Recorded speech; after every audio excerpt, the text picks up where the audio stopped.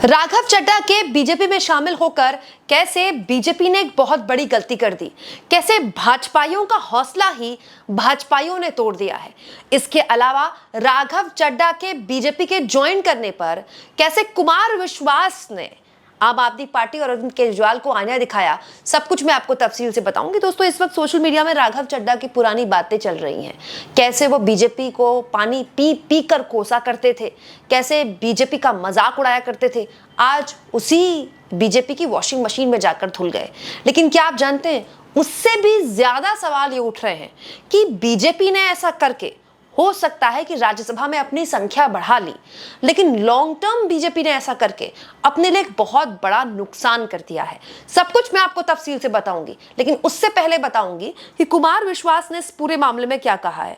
दोस्तों, आप जानते हैं कुमार विश्वास उन आम आदमी पार्टी के लोगों में से हैं जो एक वक्त में अरविंद केजरीवाल के बड़े करीबी हुआ करते थे, इतने करीबी कि अरविंद केजरीवाल के कहने पर कुमार विश्वास ने राहुल गांधी के खिलाफ अमेठी से चुनाव भी लड़ दिया। दोस्तों, इसके अलावा कुमार विश्वास आम आदमी पार्टी के बड़े बड़े एक्टिव सदस्य थे। मतलब कुमार विश्वास वो थे जो अरविंद केजरीवाल को अरविंद बोला करते थे एक जमाने में, लेकिन कुमार विश्वास का भी वही हश्र हुआ जो आम आदमी पार्टी के बाकी सदस्यों का हुआ। जैसे योगेंद्र यादव को पार्टी से बाहर निकाल दिया गया, प्रशांत भूषण को पार्टी से बाहर निकाल दिया गया, आशुतोष, पत्रकार आशुतोष को तो आप जानते ही, वो खुद स्वेच्छा से उन्होंने पार्टी छोड़ दी। कुमार विश्वास भी पार्टी में साइडलाइन हो गए। अब जब राघव चड्ढा ने पार्टी छोड़ी और बीजेपी ज्वाइन की, तो कुमार विश्वास ने 4 तारीख का अपना सोशल मीडिया का पोस्ट फिर से शेयर करते हुए कहा, विदुर का भीष्म का पद अश्रु प्रक्षालन नहीं भूला, कठिन व्रत द्रोण इंगित तपस्या चालन नहीं भूला, कुटिल लाक्षाग्रहों के फेर में तुड़ीर टांगा है, मगर शर का प्रखर हत लक्ष्य संचालन नहीं भूला। दरअसल दोस्तों, कुमार विश्वास ने जो लिखा है उसका मतलब ये है कि जब दुर्योधन ने कृष्ण का अपमान किया, तब विदुर ने दुखी होकर कृष्ण के चरणों को अपने आंसुओं से धोया। दरअसल कुमार विश्वास इसके जरिए अरविंद केजरीवाल को भी निशाने पर ले रहे हैं, पूरी की पूरी आम आदमी पार्टी को भी निशाने पर ले रहे हैं। देखिए दोस्तों, ये सवाल तो आम आदमी पार्टी से पूछा ही जाना चाहिए कि भाई आप राघव चड्ढा आपके 7 सांसदों को तोड़कर कैसे ले गए। एक तरह से पार्टी तोड़ दी राघव चड्ढा ने। तो वो कौन है जो राघव चड्ढा के साथ गए? कौन है वो गुप्ता जी, कौन है वो साहनी जी, कौन है वो मित्तल जी? मतलब लवली प्रोफेशनल यूनिवर्सिटी के मालिक आम आदमी पार्टी से राज्यसभा कैसे चले गए? क्या किया उन्होंने पंजाब के लोगों के लिए ऐसा? मतलब ये तो सच्चाई है ना दोस्तों कि अरविंद केजरीवाल की पार्टी जिस विचारधारा से निकली थी, अन्ना के आंदोलन से, वो कांग्रेस के विरोध की विचारधारा थी, और क्या हुआ, आज वो बीजेपी विरोध में उतर आए। ये वही अरविंद केजरीवाल है दोस्तों जिन्होंने end of the day BJP के खिलाफ चुनाव जीतने के लिए दिल्ली में ये तक कह दिया कि केंद्र में मोदी ठीक है, दिल्ली में अरविंद केजरीवाल ठीक है। प्रचार किया है दिल्ली में अरविंद केजरीवाल ने अपने लिए। सोचिए, क्या ममता बनर्जी, मैं इस वक्त पश्चिम बंगाल में हूं, ममता बनर्जी प्रचार में ये बोल सकती है कि दिल्ली में मोदी ठीक है और पश्चिम बंगाल में मैं ठीक हूं? कभी नहीं। वो साफ बोल रही हैं, वो जीते हारे चुनाव अलग बात है, वो साफ बोल रही हैं कि हम पहले बंगाल जीतेंगे फिर हम दिल्ली जीतेंगे। लेकिन अरविंद केजरीवाल ने दिल्ली जीतने के लिए यहां तक वो चले गए और कह दिया कि भाई मोदी दिल्ली में ठीक है, मतलब केंद्र की राजनीति में ठीक है, दिल्ली की राजनीति में तो हम ही ठीक है। मतलब साम दाम दंड भेद की पॉलिटिक्स तो अरविंद केजरीवाल ने शुरू की। और ये जो साहनी जी, मित्तल जी कहां से आ गए? हरभजन सिंह को राज्यसभा भेज दिया आम आदमी पार्टी ने। हरभजन सिंह ने क्या किया है पंजाब के लोगों के लिए? हरभजन सिंह ने राज्यसभा के सांसद बनने के बाद कितनी बार दिखे हैं वो राज्यसभा में? दोस्तों, मैं तो संसद कवर करती हूँ डिजिटली, संसद की अपडेट सबसे पहले आपको मेरे चैनल में दिखाई देती है। बताइए कितनी बार हरभजन सिंह ने खड़े होकर पंजाब की आवाज उठाई है।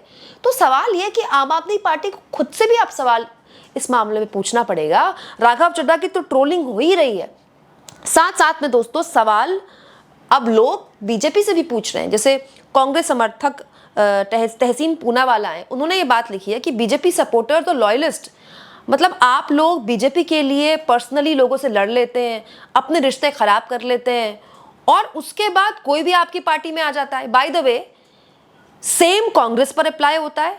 अब ये वक्त आ गया है कि एक नई तरीके की नेशनलिस्ट सेंट्रिक पार्टी तैयार हो।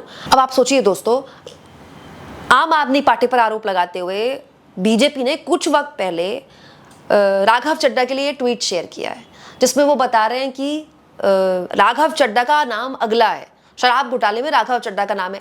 बकायदा बीजेपी वाले बोलते थे राघव चड्ढा का नाम, शराब घोटाले में जेल जाएगा राघव चड्ढा। अब वो बीजेपी में शामिल हो गए। बीजेपी के कार्यकर्ताओं के लिए कितना बड़ा छल है ये। बेचारे कितने सारे नेता हैं जो राज्यसभा जाने का ख्वाब देख रहे होंगे। बताइए, राघव चड्ढा राज्यसभा जा रहे हैं, हालांकि वो राज्यसभा में पहले से ही सांसद हैं, तो बीजेपी में आकर क्या मिलेगा उनको? कुछ नया मिलना होगा ना, तभी तो ये सब हुआ है उनके साथ। दूसरा, किस मुंह से बीजेपी अब प्रधानमंत्री मोदी पश्चिम बंगाल में अब भ्रष्टाचार को के मुद्दे को मुद्दा बनाएंगे, या पंजाब में या देश के किसी भी हिस्से में करप्शन को मुद्दा बनाएंगे? दिन भर बीजेपी वाले जिन नेताओं की आलोचना करते हैं, उन पर उंगली उठाते हैं, उनको करप्ट कहते हैं, अपनी पार्टी में शामिल कर लेते हैं। ये वैचारिक तौर पर बीजेपी के लिए एक बहुत बड़ा, मतलब आप समझ लीजिए बहुत ही बड़ी क्षति है, और ये लॉन्ग टर्म बीजेपी को नुकसान पहुंचाएगा। अब देखिए, बंगाल चुनाव जीतने के लिए बीजेपी ने क्या किया। अनुराग ठाकुर को, बीजेपी के सांसद पूर्व मंत्री, मंगलवार को तिलक लगाकर, भगवा पहनाकर वो मछली खा रहे हैं। आप सोचिए, सिर्फ इसीलिए कि बंगाल में बीजेपी को ये स्थापित करना है कि भाई हम नॉनवेज खाने के विरोधी नहीं है। क्यों? क्योंकि बंगाल में, मैं तो बंगाल में घूम रही हूँ दोस्तों, बंगाल में तो नॉनवेज का, मतलब जो मांसाहार का है, इतना ज्यादा चलन है कि आपको वेज मिले ना मिले, नॉनवेज हर तरह का मिलेगा। मतलब अगर आप किसी भी रेस्टोरेंट में जा रहे हैं तो मेन्यू में ज्यादा नॉनवेज होगा। और ऐसा नहीं है कि ये मुसलमान खा रहे हैं, हिंदू भी खा रहे हैं भाई। और आप सिर्फ इसीलिए कि आपको ये दिखाना है कि हम नॉनवेज खाने के विरोधी नहीं है, आपने अपने नेताओं को मंगलवार के दिन भगवा पहनाकर, तिलक लगाकर नॉनवेज खाने में लगा दिया। और दोस्तों, पीएम लोकसभा चुनाव में तेजस्वी यादव पर उंगली उठा रहे थे कि नवरात्र में ये मछली खाते हैं, राहुल गांधी के लिए बोल रहे थे सावन में नॉनवेज खाते हैं। अब आप मुझे बताइए, ये पूरा का पूरा जो नैरेटिव है बीजेपी का नॉनवेज खाने को लेकर, जो वो देश भर में फैलाती रहती है, खास तौर पर मुसलमानों के खिलाफ, किस मुंह से अब ये चुनाव में मुद्दा उठाएगी? हमेशा के लिए बीजेपी ने मुद्दा खत्म कर दिया। जब भी बीजेपी नॉनवेज को लेकर सवाल उठाएगी, बीजेपी के नेता नवरात्र में निकलेंगे गलियों में नॉनवेज की दुकानें बंद करने के लिए, लोग मुंह पे सुनाएंगे, खुद के आपके नेता मंगलवार को नॉनवेज खाते ताकि आप चुनाव जीत जाएं। तो ये एक ऐसा मुद्दा है जो कि बीजेपी को लॉन्ग टर्म नुकसान पहुंचाएगा। ठीक वैसे ही आप बल्क में उठा के अपने किसी भी पार्टी के लोगों को अपने साथ शामिल करते हैं। यही महाराष्ट्र में किया बीजेपी ने। क्या किया? दिन रात खुद प्रधानमंत्री मोदी ने अजित पवार के लिए, अब तो खैर वो उनका स्वर्गवास हो गया, लेकिन कैसी कैसी बातें बोली थी करप्शन को लेकर, एंड में उनके साथ सरकार चलाई। वही हाल ऐसे बहुत से नेता जो कि वॉशिंग मशीन में धुल कर आ गए। फिर महाराष्ट्र में बीजेपी के पास करप्शन का मुद्दा ही नहीं बचा बोलने के लिए। अब वो किस मुंह से अरविंद केजरीवाल पर उंगली उठाएंगे? आप सोचिए कितना हास्यास्पद है, और जो बातें भी बोली जा रही हैं वो कितनी हास्यास्पद है। राघव चड्ढा क्या बोल रहे हैं? मैं गलत पार्टी में सही आदमी था। अब राघव चड्ढा कह रहे हैं कि वो पार्टी गलत थी उनकी। दिन रात तो इतने साल से मोदी जी के लिए क्या क्या बोला करते थे, भाजपा के लिए क्या क्या बोला करते थे, ऐसी ऐसी बातें बोली हैं कि ट्वीट डिलीट करते फिर रहे हैं। ये तक बोला है कि ऐसी कोई रकम नहीं बनी जो उन्हें खरीद सके।